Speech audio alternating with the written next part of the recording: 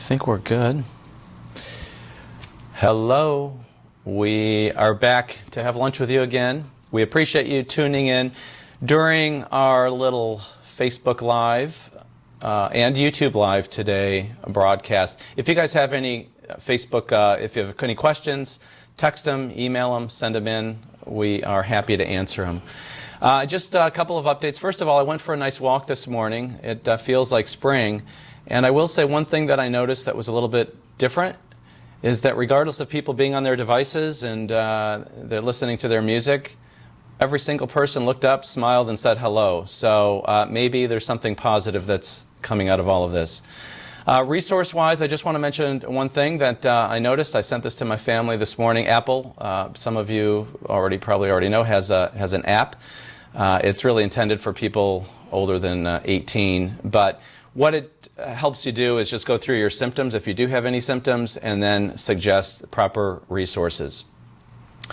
One other thing before I hand it over to the rest of our team today is I do want to just let you all know that we've been working real hard on trying to answer questions in a better, more informative way. And so we've come up with, I'll show you this here, a little topic, a little new series called Advanced Answers in Under 5 Minutes. And Hope and Karen and Mark and myself have prepared many, many, many questions and continue to answer your questions. So feel free to continue to ask them, and we will answer them. So what we're going to do here is, there we all are. We're going to get started, and I'm going to turn it over to Julie. I'll just introduce everybody real quickly. Julie is in the upper left-hand part of your corner there. Julie, give a little wave. Karen Whitney. Of course, Karen's going to take over today and lead our discussion a little bit with Julie. Hope Mers, you guys saw her yesterday, and Karen Lynch is in the upper right-hand corner. So, Julie, I'm going to turn it over to you, and let's see what you have for us. All right. Welcome to the weekend edition of Let's Have Lunch and Stay in Touch, featuring advanced answers and the latest trends in skincare and plastic surgery. In today's episode, we're going to be talking to our PA, Karen Whitney, about Botox and staying active, and also doing face yoga during this period of isolation. So, Karen, there's no telling how long this stay-at-home order is going to last here in Ohio, or how long we're all going to be going without Botox, not to mention manis and pedis. So tell us a bit about Botox. How long does it typically last, and does it last longer in certain areas of the face than others? Well, the FDA says Botox is going to last 3 to 4 months. I have patients, we all see patients who at 3 months they're back to full movement. And we see patients who come in every 6 to 9 months.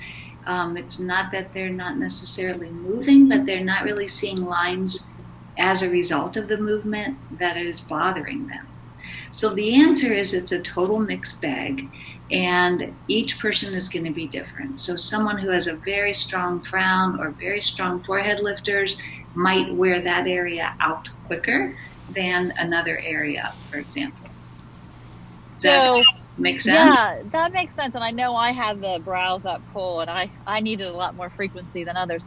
But another question I thought of is, if I go without Botox during this time for who knows how long, and if I miss my due date, which is typically 3 months, am I starting at ground zero once things are back to normal, or is there still a residual effect? Do you know what I'm asking? Do I need more product?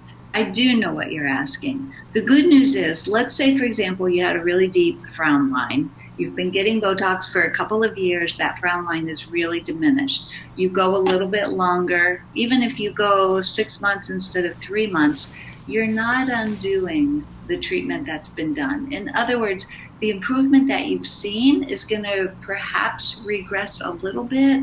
You might see a little crease starting to remain there. But once we put the Botox back in place, you're going to be right back where you started from. That is really good news. That is really good news, yeah. Yeah. And that's also good news, Julie, for the people who feel like, oh my gosh, I can't afford to get my Botox every 3 to 4 months like you're recommending, but what if I come every 6 to 9 months? You're still getting a benefit from the treatment. That makes you feel a lot better. What about some of those products that you see online, such as those frownies that you paste on your face? I mean, can they temporarily help out in a pinch? You know, brownies have been around for a long time. I remember them when I was a teenager. And the way brownies work is that they're an adhesive strip, kind of a wing sort of thing that is designed to hold the skin inactive while you're sleeping. There also are some products that are impregnated with ingredients like hyaluronic acid, so that while they're in place, they're actually trying to help nourish the skin.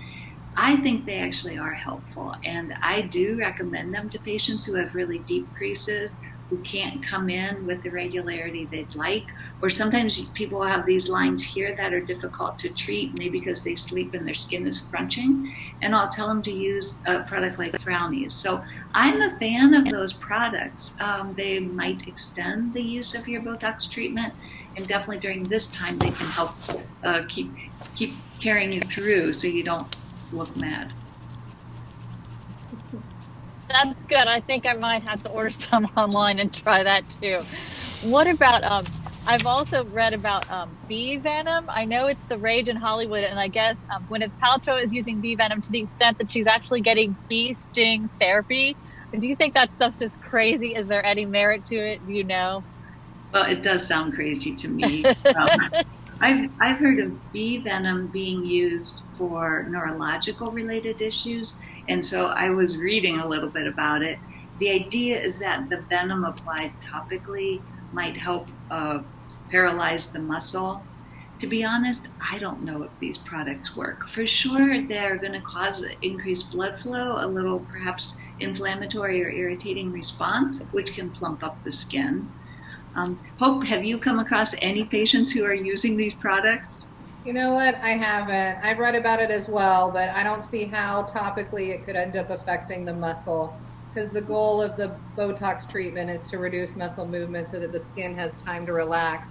And I just don't see a topical treatment really being too effective. This kind of reminds me of the No-Tox that we used for a while, which was topical. And I suppose there could be some topical therapy, after using microneedling. Maybe there's a way to, penetrate it in some of the thin-skinned areas. But I would agree. I don't think we've seen much success with any of that. Okay. Now, something I've been reading a lot about is face yoga. I've seen a lot of it in the news. And I'm wondering, Karen, if you could tell us a bit about face yoga and what you think about all that. Well, it's interesting, Julie. Years ago, we've been seeing these articles for a long time that doing exercises or using like a tiny TENS unit where you're getting electrical stimulation of the muscle can help strengthen muscles, lift, contour the face. I'll admit that probably about 15 years ago, I made such a purchase. I was working with an esthetician, and boy, was I diligent about using this thing every night, 30 minutes a day for like 3 months, and saw zero result. So I think all of this has to be taken with a grain of salt. For sure, the idea behind face yoga is that you're using muscles in a different way and trying to strengthen the muscles that lift as opposed to allowing the pulling down muscles to have more strength. There was a study, as you know, where they took, I think it was 30 patients, I forget the study size, but it was a 20-week study. The first 2 months, 30 minutes of facial exercises every single day. And then the next 3 months, 30 minutes of facial exercises every other day. That's a lot. How do you do that when you're trying to take care of your body and everything else? So I don't really know what to think about all that, except I doubt that people have the stamina and time to do enough to get results. On the other hand, it's probably a good stress reliever, right? When my TMJ bothers me, there are some facial movements that I've been taught to do to help relax those muscles. I read about spas where people are going even weekly to get a facial massage, claiming to do the same sort of thing. There are places teaching you how to do these exercises. So it's kind of an industry of its own. Years ago, before I decided to go into facial plastics, a fellow resident at the time gave me a book called Facercise, and this is sort of what we're talking about. So here's my thought. We can talk about the lower parts of the face. Probably strengthening your neck muscles and doing those things is probably a good thing. We exercise and other muscles. However, in the upper parts of our face, I'm not sure I want to exercise this muscle, right? Because that's going to create those memory lines, not just the dynamic wrinkles that Botox treats, but the etched-in lines, what patients called earned lines. So I probably don't want to sit here and continue to animate all the time because I'm going to create more wrinkles. I already have enough of them. So yeah, I would agree. I don't know about the lower parts of the face. The upper part, I'm not sure I would exercise more than we already do. How about we all try a little bit just for fun, Karen? Okay, so I, with the help of Julie, came up with 4 or 5 exercises that are considered facial yoga. So the first one is the warm-up, and I've got my cheat sheet here because I don't have these memorized. You do it by blowing exaggerated raspberries with your lips in your cheeks. The bigger vibration is better for relaxing facial muscles. The lip muscles are core. So we're trying to relax everything by blowing big raspberries. Haven't tried any of these. Wow. I'm definitely not feeling relaxed by that. I don't know about you guys. We'll give it a try. I'm trying. I don't know. I don't know. I think it's pulling my neck muscles. I did feel it kind of in the jaw, maybe. You look great. I'm getting better. I'm getting better at it. There's a learning curve. I think we should warm up every day with that exercise. Okay.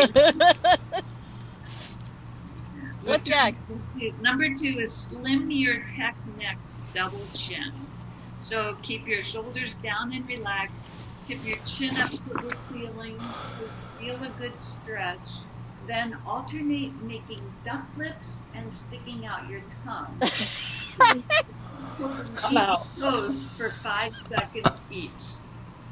It says if you don't get tired, it's not effective. Excellent job, Julie. Nice job. I just see what everyone else is doing because I'm the only one doing it. Karen Lynch, I want to see you. It's a good That's stretch. good. I'm enjoying this way too much. My neck looks really good. Okay. Did everyone do it? I didn't see Dr. Mendelsohn. Did he do it? No, he Oh, I went did blank. it. I did it before we got started. Dear. Okay. Okay. Smooth your smile lines. So don't stop smiling and laughing. Otherwise, you're not going to develop cheek muscle. Instead, tackle smile lines by breaking down the tension in the muscle from the inside out by using your tongue. All right, this one was tricky. You stick the tip of your tongue up here in the crease. And you make 5 circles clockwise and counterclockwise, and then you move your way down. Who wants to show that one? Really.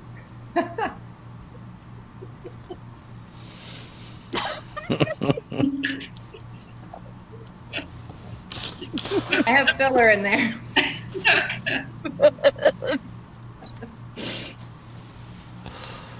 Okay. Okay. It looks like a goat chewing. I think that my probably main question that I get is about those perioral lines. Mm-hmm. How about you, Karen? I do definitely get a lot of questions, A lot. but also sagging face. So, Those Karen, 2 areas. Karen, can you tell us about, so when there's we talk about frown lines, well, every time we have somebody frown, but it's that sort of frown, the infracomatural folds, I know we can fill them, but tell us what we can do with Botox there. With the DAO. With Botox for the folds. With the DAO for the ICF. Yeah, I don't use Botox there a lot. Occasionally, we'll put some Botox down here in the DAO Right. for people with that downturned smile. If somebody has a gummy smile, you can put a little Botox in the muscle here to keep you from lifting too much. But in order to eliminate these lines with Botox, you'd have to keep your cheeks from lifting, and then you look like you've had a stroke. Mm-hmm. And we actually see people who've had Bell's palsy who come in like this, and that's tricky because we don't want to really relax that lifting smile. What about the DAO? Tell us about the DAO, though, a little bit. Depressor angular oris. It pulls the corners of the muscle down. So if you watch someone and they're talking, and I can actually do this, they make kind of a funny upside down smile. Or I found when people are super active in the movement of this marionette line area, sometimes just a couple units of Botox down from the corner of the mouth helps relax that area. Mm-hmm. We also do use Botox right in the chin, the mentalis muscle, and that's because that muscle gets stronger as we age. That's why people think of older women with a witchy chin, because that muscle pulls forward. And so what I like to do, and I hope you do the same thing, watch what people are doing with their faces as we're talking. So if they pull the corners down, if they make that kind of sad face, if their chin pulls forward a lot, a little bit of Botox in that region can be helpful. Tell me a little bit also about upper lip lines and how we treat them, and if Botox has a role in that treatment. So there's a muscle that rings around your mouth, and it's a very strong muscle, and it actually gets stronger as we age as well. People used to call those smoker lines. People don't smoke that much anymore, so we're realizing, no, those are just expression lines. And usually, or quite often, they're familial. They'll say, my mom had the same thing. And women complain about those long before I start noticing them. And it's maybe because they're looking in a magnifying mirror, but they don't like that puckery look. So you can put a little bit of Botox into that muscle, but you have to be careful, because if you eliminate puckering to eliminate the lines, it can be difficult to drink out of your water bottle or your wine glass. Not good things.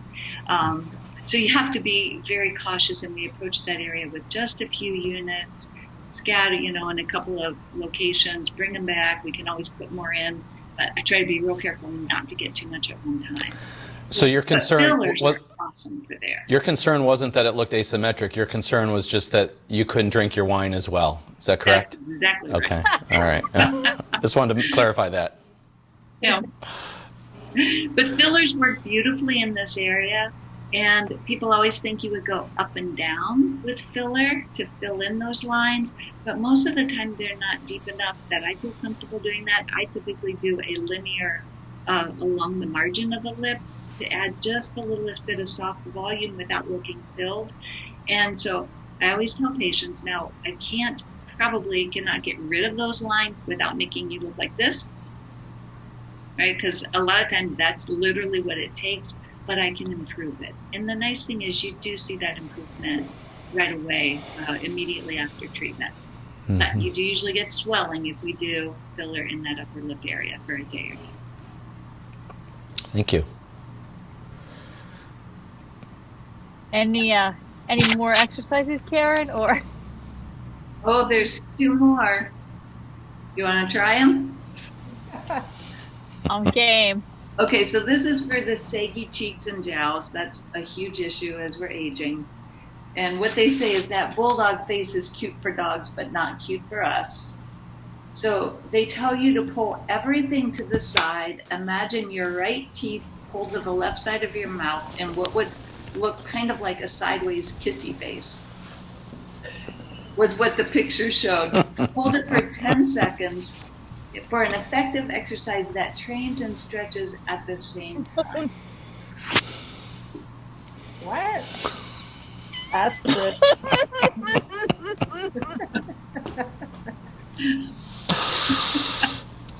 Oh, yeah. Give you some perioral lines. I'm moving indoors, so I'll keep doing that, Karen. I've got some people outside. I don't want noise interference. Keep going. Yeah, so you're supposed to do that just 3 to 5 times a day. That's it. Now you can all do that. I don't know. What's interesting is I'm not really feeling much pull. Dr. Mendelsohn, anatomically, could you tell us what they're trying to do with that exercise? Well, Make us look silly. That's right. I'm not sure if that's your masseter, buckle. You got a little buccinator. You got a few little muscles in there, but you sure look good doing it. Yes. Finally, there's one more. Fight eye wrinkles and crow's feet. So keep your All right, shoulders, I'm back. yeah, keep your shoulders back and relaxed. Point your chin down to your chest and make an Hey. oval with your mouth. Hey. At the same time, look upward with just your eyes. Let's see. And so, Wait, you're feeling a stretch underneath your eyes. So in other words, I feel like the person on screen, right? I'm back. Felt it. So chin down, mouth and O. Hey, Julie, we lost your video. Oh, I'm sorry. There we That's go. okay. Wait. There you go. Yeah, How listen. much you do that, I Julie? had to move because of noise interference. Is that good? Your mouth is supposed to be an O. Oh. Okay, I'm good. Okay, now do this one once a day, no more. Otherwise, you risk bringing too much stretch to the skin and the muscles of the face. We don't want that. Oh my! Yeah. Well, that was very invigorating. Why don't we all talk a little bit about other things we're doing to stay active in this time of isolation? I know I did some morning gratitude yoga this morning, thinking about everything I have to be grateful for. I've kind of turned the guest room into a yoga / Pilates studio, and my husband's turned my son's room into the TRX weight room. But now that it's nice, I plan on moving my exercises, like my yoga mat, on the back patio or on the screen porch, and doing a lot of gardening, which will help my arms and legs, hopefully. So, and I'm also doing a bar class, but I'm using a chair because I don't happen to have a ballet bar in my house. So, what are you guys all doing? You can see my dog passed out behind me in the chair. We went around my parents' neighborhood. Me and my mom took a walk with her little poodle and mine. So getting outside is beautiful weather today. I've been going down to Miami Whitewater Forest and walking as far as I can. It's just so pretty out. And I love it. I've been trying an interesting yoga sequence called the 5 Tibetan Rituals, and you can find it online. And then I add on yoga, stretches, TRX, rowing, and a lot of walking and a lot of gardening. My dog is exhausted also. Dr. Mendelsohn? Oh, I've just Staying active? I've just been walking and working on getting back to normal life. Yes. Yes, we have. Hey, do we have any questions or anything from our patients that came in while we were live? Yeah, but Linda wants to say hi from Germany. That's exciting. So Wow. say hi to Linda in Germany. Well, hello. And Mickey and Dee's watching. Don't worry, Dee's on. Hi, Dee. Hi, Dee. All right. So, anything else? Hope, you have anything you want to add? I think a common question I get from people that haven't done Botox before, they don't know where to place it. They may see, I'd say horizontal forehead lines are really common. Karen, maybe do you want to describe the glabella versus the forehead muscle and how those work together? Sure. So when people say, I don't like what's happening up here, we want to show them the difference between a frown, where these corrugator muscles pull down and make the lines between your eyebrow. And that area is called the glabella. And typically it's a series of 5 injections to catch the middle procerus, which pulls down, as well as the 2 corrugators, which act like wings and pulling in. And I can't do that, I'm happy to say. I don't have to right there. But and then the I can do that. frontalis muscles anchor in the region of your eyebrows and swoop up to your scalp area.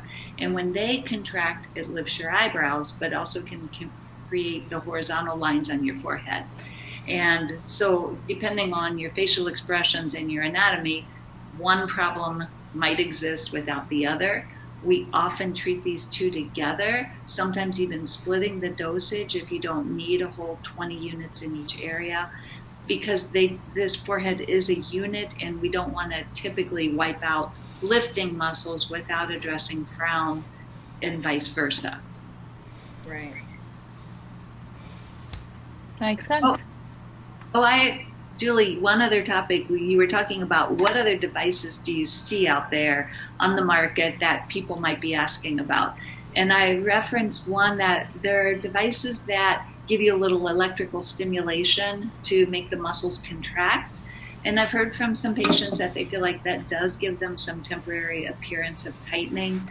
I don't think scientifically there's really any evidence that these devices have a solid anti-aging effect. But if you use them and they make you look and feel better, by all means. Also, people are using those jade rollers that they keep in the freezer, and they're using the cold to stimulate. Some people feel like cold contracts the blood vessels and can have a healthy effect on the skin, kind of like those freeze tanks that people go into. So cryotherapy is kind of a treatment that you might see. And then I've seen more of kind of gel-infused pads that you put on the face. And I think those are acting a little bit more like the type of facial where it infuses products into the skin to try to promote skin health. I know when you mentioned that jade roller, I was reading in People magazine or somewhere that Courtney Cox is a big fan, and they had a picture of her. She was actually using it as a restaurant while she ate dinner. Which I thought was pretty funny. I know those are the rage in Hollywood, apparently. So that's all I've got. Okay. Well, if that's it for now, somebody will be back tomorrow. Maybe we can all stay on the call for a minute once we aren't live anymore and discuss what the plan is. But in the meantime, thank anybody who joined us. And look for us on YouTube as well, our YouTube channel. We're going to be going live there as well. And a lot of the advanced answers are going to be posted everywhere in the upcoming weeks. So anyway, thank you all. Have a great day. Stay healthy. And we will see you tomorrow. Thanks. Bye.